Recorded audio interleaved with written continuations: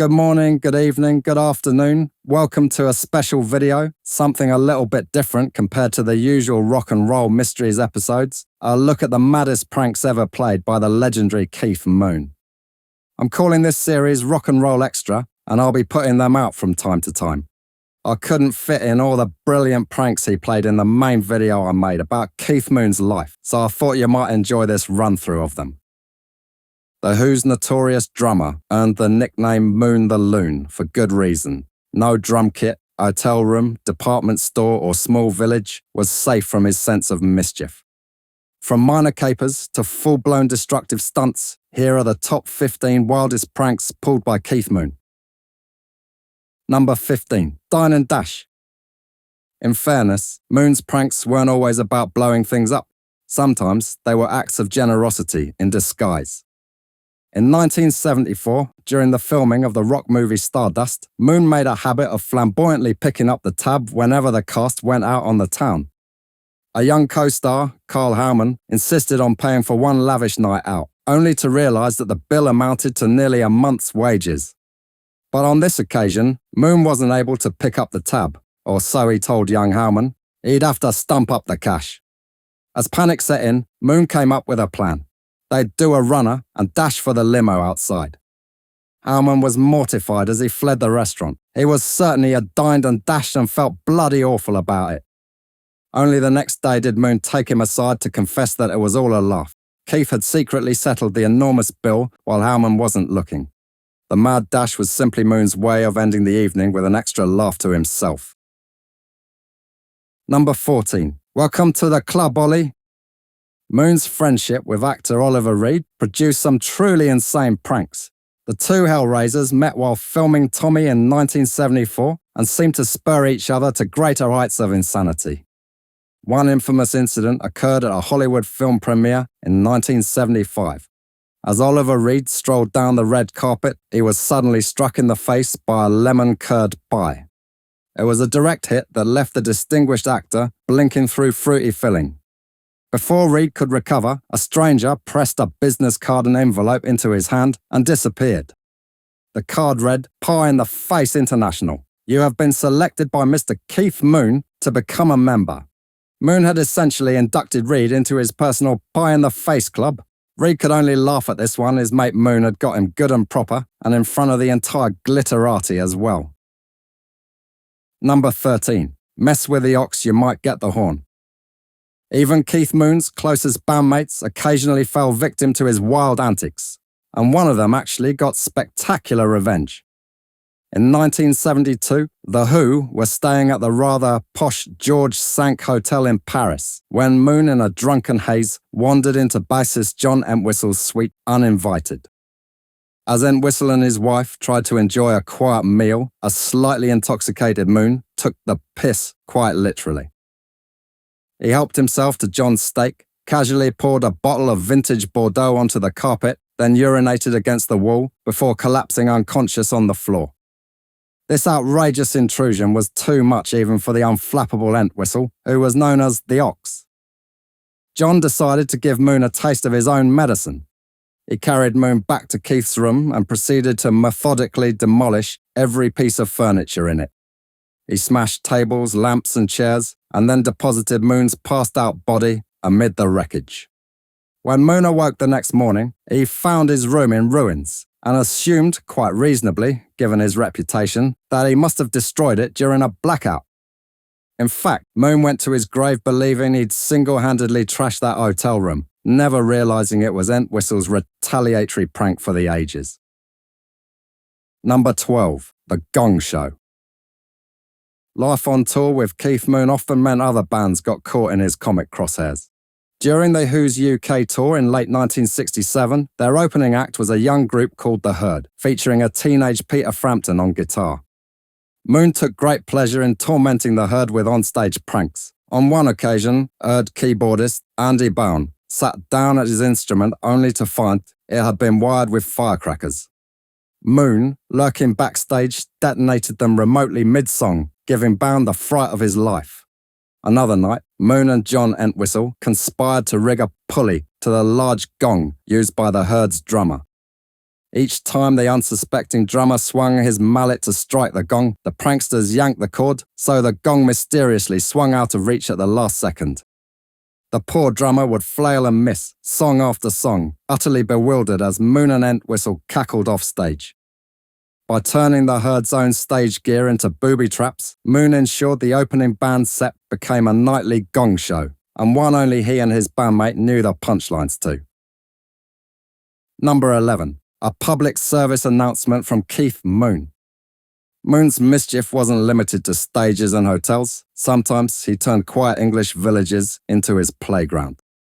One of his favourite recurring pranks was to drive through sleepy rural towns and terrorise the locals with fake public service announcements blaring from his car. Moon had custom loudspeakers and amplifiers installed in his Bentley and Rolls-Royce, allowing him to broadcast his voice at top volume with the windows rolled up. He would adopt a grave tone and boom out absurd warnings as he cruised down the high street, alarming bulletins about an impending tidal wave, or a dangerous throng of poisonous snakes on the loose, or even that the entire immigrant population of Britain would soon be relocated to this very middle-class and snooty village. Shopkeepers and pensioners gaped in confusion and panic at these authoritative announcements echoing off the cobblestones. By the time they realised the mobile public address system was coming from a mischievous rock star's car, Moon would be long gone, howling with laughter. His impromptu PSA hoaxes caused momentary havoc in countless villages. These were another surreal reminder that Moon could create chaos even on a tranquil afternoon drive. Number 10. The fake bus accident. In 1972, Moon was scheduled to be interviewed by a magazine. But as usual, Keith lost track of time at the pub and was running over an hour late. Rather than simply apologise, Moon concocted a ridiculously elaborate excuse to explain his lateness. He phoned the Who's publicity agents, Keith Altham and Chris Williams, and with feigned distress claimed, "I've been hit by a bus." They were shocked but still not entirely convinced. Moon explained, "I was just crossing Oxford Street and a number 8 from Shepherd's Bush hit me right up the arse and sent me spinning across Oxford Circus." Moon then hobbled into their office, wrapped head to toe in bandages and plaster casts, leaning on a walking stick, looking for all the world like a man who'd barely survived a double-decker collision. Alarmed, the PR men insisted on cancelling the interview, but injured Keith bravely refused and asked for their help getting to the street. The 2 press agents carefully carried the mummy-wrapped drummer down 4 flights of stairs and then helped him cross the road outside. As they crossed, a lorry screeched to a halt in front of them. Oldham, now fully convinced he was helping a truly courageous Moon, shouted at the lorry driver, shaking his fist, "Oi, can't you see this man's hurt, you heartless bastard?" Finally, in the middle of the interview, and after a few brandies, Moon could contain himself no longer. He suddenly ripped off his casts and bandages and sprang onto a chair, dancing and cackling at the stunned faces around him. What had begun as a supposed traffic accident ended as a sideshow performance, a perfectly executed Moon hoax that left his own handlers speechless and utterly pranked. Number 9. The trouser test. This one's a classic and involved one of Moon's infamous co-conspirators. Moon's partnership in prankery with Legs Larry Smith of the Bonzo Dog Doodah Band resulted in some legendary stunts. One autumn day in 1969, the duo set out to wreak havoc on the venerable British retailer Marks & Spencer, specifically its trousers department. The plan unfolded like absurdist theatre. First, Larry Smith entered the store alone and in all seriousness asked the clerk to show him the toughest, most durable work trousers available. As the bemused shop assistant presented a sturdy pair of corduroy pants, Moon strolled in as if by coincidence and cheerily offered to help Smith test the trousers' strength. Before the staff could intervene, the 2 pranksters each grabbed a leg of the pants and violently tugged, ripping the trousers clean in half down the middle. The shocked clerk summoned the store detective as Moon and Smith feigned outrage that the quality pants had failed so easily. At that moment, a new character entered the farce. Moon's chauffeur appeared, playing his part of a refined shopper to perfection. "Pardon me, are those one-legged trousers? They're just what I've been looking for," he exclaimed. He had a one-legged friend who was having all kinds of trouble finding trousers.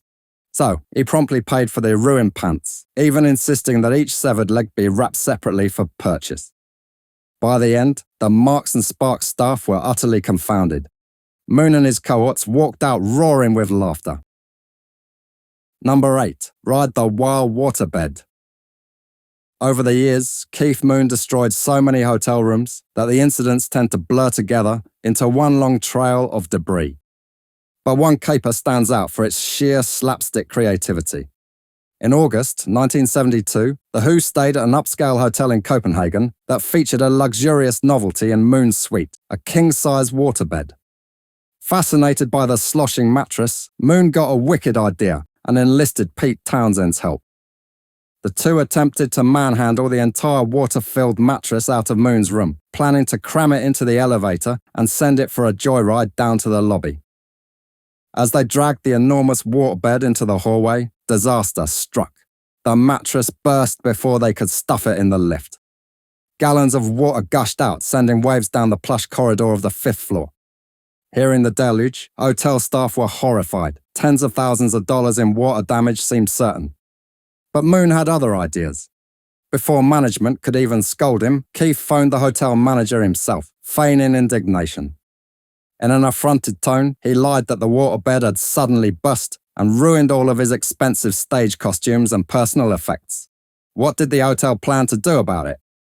So convincing was Moon's performance that the manager ended up apologizing to him, moving the band to the palatial presidential suite to compensate for Moon's losses. Of course, The Who promptly demolished that suite later that night. Number 7. The Kidnapped Vicar.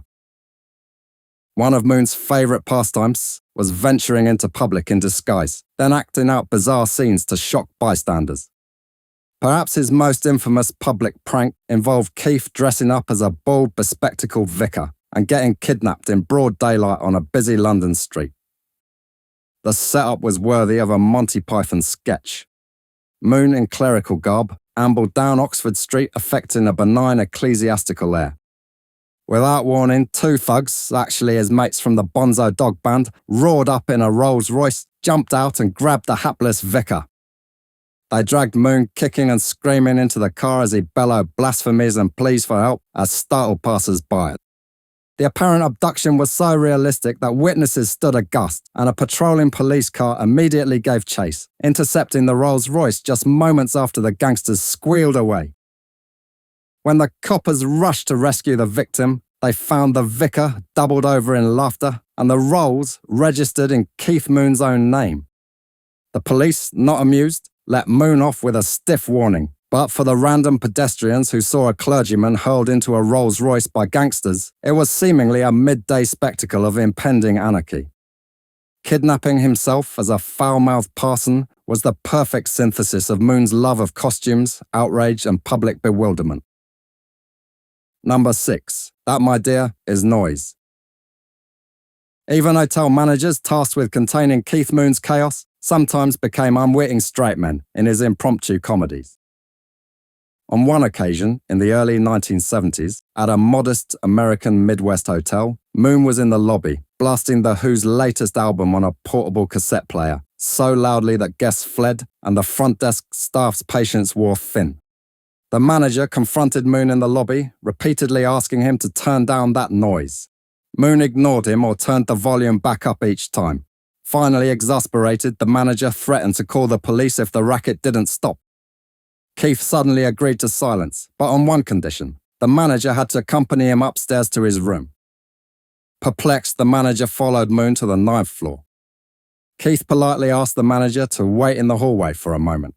A few seconds later, an enormous explosion shook the floor. Kaboom! Smoke was now billowing out from under Moon's door. The manager jumped back in terror as Moon emerged from the smoke with a serene smile and a finger to his lips. That, my dear boy, is noise, Moon said in a mock-genteel tone, pausing for effect as the alarm bells rang. With perfect timing, he then cranked the music back to full volume on the portable tape player and bowed, saying, "This, on the other hand, is The Who." The stunned manager now understood. Moon had set off a small explosive in his own hotel room just to prove a point about the difference between noise and music. It was a prank as pointless as it was poetic. Pure Keith Moon logic at work, and another hotel bill to pay. Number 5. The Cherry Bomb Rampage. Keith Moon's love affair with high explosives began on The Who's first US tour in 1967, when he discovered the American firecrackers known as cherry bombs, far more powerful than the small bangers he knew in England. From that moment, all hell broke loose. He started carrying a case full of cherry bombs on tour, and he soon earned the nickname the Bathroom Bomber by flushing lit explosives down toilets in every hotel the band stayed. The pranks quickly reached outrageous extremes. On April 4th, 1968, during the Who's stop in New York, Moon went on a cherry bomb rampage at the upscale Gorham Hotel. That night, he entertained himself by dropping lit cherry bombs out his 9th floor window onto the street and even onto the policemen gathering below to investigate the commotion.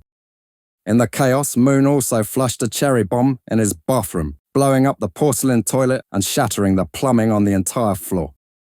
The hotel promptly evicted the Who, but Moon wasn't done.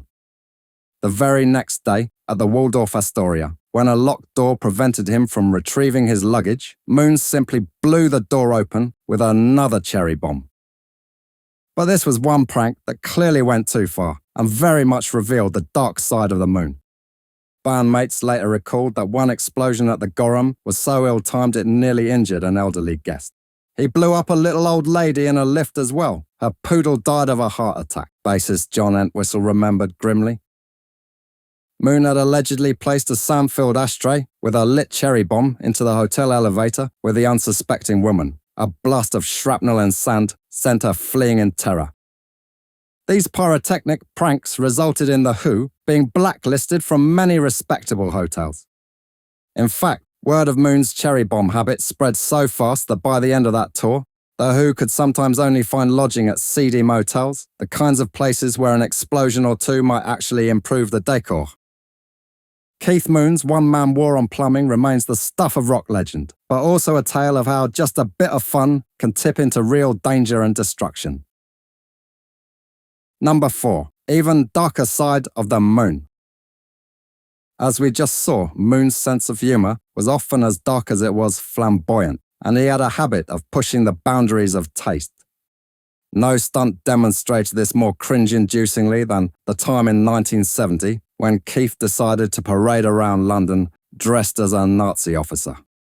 It started as a publicity photo shoot for which Moon and Bonzo dog band's Viv Stanshall donned full World War II German officer uniforms, complete with swastika armbands, Iron Cross medals, and Field Marshal caps. Finding the initial shock value entertaining, the two eccentrics chose not to change out of costume after the shoot. Instead, they went out on the town in character, goose-stepping their way through London streets. The public reaction was swift and furious. In one German beer keller pub, Moon and Stanshall's tasteless strutting so enraged patrons that the two were physically thrown out onto the street. Rather than take the hint, they escalated the provocation, remaining in their Nazi get-ups for the better part of a week. At one point, they even hired an open-top Mercedes and drove through Golders Green, a London neighbourhood with a large Jewish community, to revel in the outrage they caused. Satisfyingly negative was Moon's description of the public's response. Roger Daltrey later remarked that Moon knew no boundaries when it came to pranks and offensive humour. This Nazi uniform escapade certainly proved the point. It was shock for shock's sake, a prank that today would be utterly unthinkable. Even in 1970, Moon's dark side had crossed a very bright line. Number 3. The Nazi hovercraft railway disaster. If some of Moon's pranks bordered on criminal, a few nearly veered into catastrophe. Case in point, the time Keith Moon took a hovercraft for a joyride on live railway tracks while dressed as a Nazi officer. Yeah, that's right. He didn't learn his lesson about dressing up as a Nazi the first time and went back for more. The stunt was orchestrated in 1973 by Moon's publicist Keith Altham, who thought it would make a great tongue-in-cheek photo story for the press. Moon had recently purchased a one-man hovercraft, essentially a big motorised fan strapped to a floating platform, and Altham noted that British Rail was experiencing service delays due to worker strikes. Why not photograph Moon invading the rail system with his personal hovercraft? Naturally, Moon adored the idea. He donned his full Field Marshal Rommel regalia, left over from the aforementioned Nazi costume spree a few years prior. With the hovercraft loaded onto a trailer, hitched to Moon's Rolls-Royce, the motley crew rolled through the quaint village of Chertsey toward a quiet railroad crossing. Villagers gawked as Moon, in character, stood in the rolls, giving the stiff-armed salute to baffled passers-by. Upon reaching the crossing, they unloaded the one-man hovercraft directly onto the tracks. Moon clambered in, barked some mock German orders, and started the engine, ready to conquer the British railway. At that moment, predictably, things went awry. The hovercraft's engine flooded and died, stranding the hefty machine smack in the middle of the tracks, as an actual train was due at any minute. Oldham panicked, envisioning headlines about a derailment caused by a rock star's idiotic prank. But Moon, ever quick on his feet, sprang into action. He located a trackside telephone box that connected to the signal operator, and disguising his voice as an official-sounding Cockney workman, fibbed about an emergency maintenance vehicle stuck on the line. Spouting technical jargon, Moon managed to convince the signalman to hold all trains for a half hour. With a stay of execution in place, Moon and Oldham raced to find a local farmer with a suitable tractor to help yank the hovercraft off the rails. It took nearly an hour and a second frantic phone call by Moon, claiming an even more outrageous calamity on the line, before they finally dragged the disabled hovercraft clear of the tracks. Incredibly, they never even got the photo they wanted, but the sight of Keith Moon in full Nazi uniform, blocking the railway, and then single-handedly averting disaster by talking like Cliff Richard's alter ego Harry Webb over the phone, makes this one of his wildest pranks ever. And yeah, I know some of you are going to have a go at me about my accent here, but in this case, it'll give the story a bit of authenticity. Anyway, the prank was absurd, dangerous, and narrowly avoided becoming front-page tragedy. In other words, peak Keith Moon. Number 2, the exploding drummer. Long before the likes of Spinal Tap joked about drummers spontaneously combusting, Keith Moon had already claimed the title of rock's premier exploding drummer. Only they weren't exactly spontaneous, more like meticulously planned acts of pyrotechnic tomfoolery. The Who's live performances in the 60s often ended in instrument-smashing mayhem, with Pete Townsend wrecking his guitar and Moon kicking over his drum kit amid smoke bombs. But Moon decided to take it to another level for the band's American television debut on the Smothers Brothers Comedy Hour on September 17, 1967. Unbeknownst to his bandmates or the TV crew, Keith packed his bass drum with explosives, far more than he'd ever used on stage before. As The Who finished a raucous performance of My Generation, mostly mime for the cameras, Moon waited for the final cue. At the climax, he leaned back and triggered the charge. The drum kit erupted with a deafening explosion, shooting smoke, shrapnel, and pieces of drum high into the air. The blast was so intense it singed Pete Townsend's hair and almost deafened him, and it injured Moon's own leg, as well as momentarily blinding the TV cameras. Actress Betty Davis, waiting in the wings for her guest appearance on the show, fainted to the floor at the sound of the detonation. For a few surreal seconds, pandemonium reigned on the soundstage, then the live audience burst into applause. The band, though, was genuinely stunned.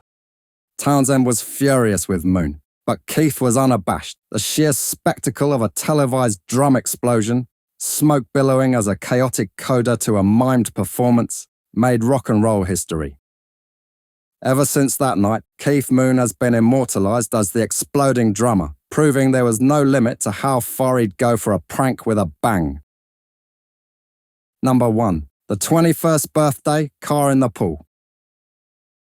The most notorious Keith Moon prank of all is the stuff of a rock mythology, a legendary hotel destruction that has been told and retold in countless wild variations. Oddly, it's now become a kind of reverse myth. Most people believe the story is apocryphal, including people who witnessed it, like Roger Daltrey. However, more sober people on the scene have confirmed that yes, this moment of madness really did take place. It occurred on August the 23rd, 1967, the night of Keith's 21st birthday. The Who were on tour in the States, and after their concert in Flint, Michigan, a massive birthday party was thrown at the local Holiday Inn.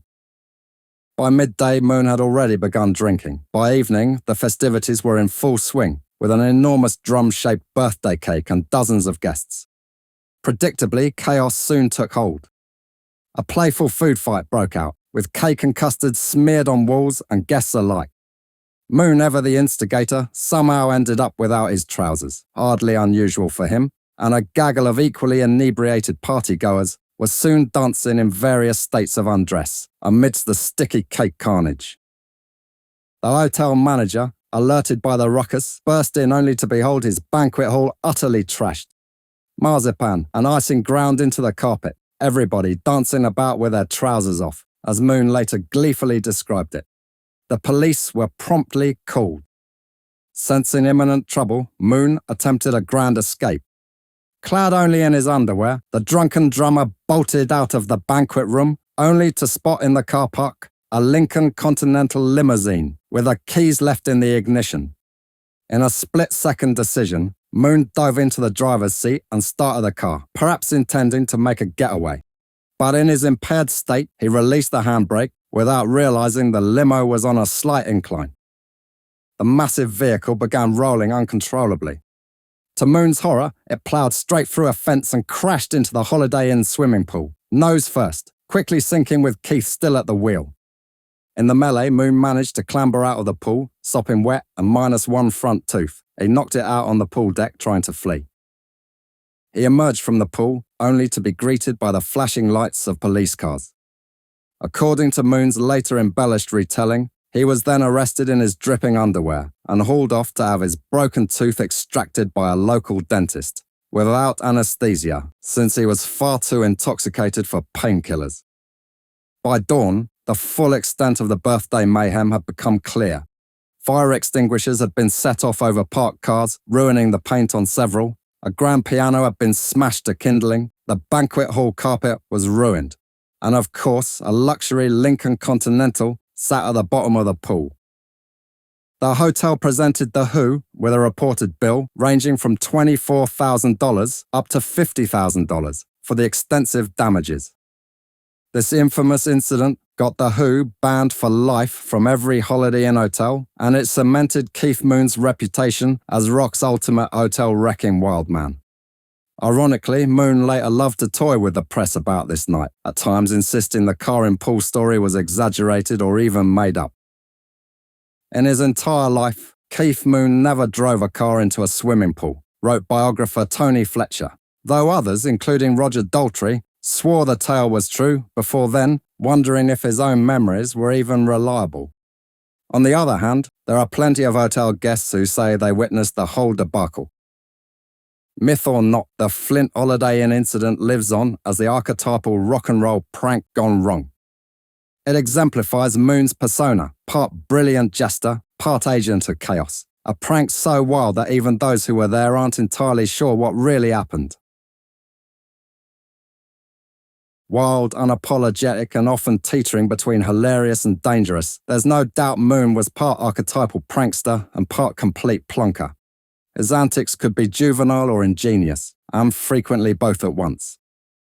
Even now, decades after his untimely death in 1978, the stories of Keith Moon's pranks continue to astonish and entertain, reminding us that rock's greatest drummer was also its greatest rascal. There's something about the prankster, the naughty kid in class, that we can all relate to in some way, something uninhibited that maybe we all envy a little bit. Deep down, Moon may have left the building, but the laughter and damage he left in his pool water wake will never be forgotten. And if you've come away from this thinking that Moon was totally irresponsible, here's a bonus prank that might show that sometimes he was almost thoughtful in his mayhem. In 1976, he paid 9 New York cabbies a handsome sum to block off the entire street so that he could chuck the contents of his hotel room out of the window in peace without fear of injuring anyone below. Really, very considerate if you ask me. I hope you enjoyed that. Let me know in the comments what you thought, and if you have any ideas for lists like this, shoot them over as well.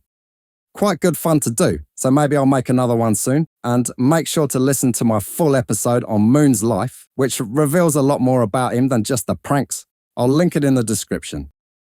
Anyway, I've been Chester. Have a marvellous one. Cheers.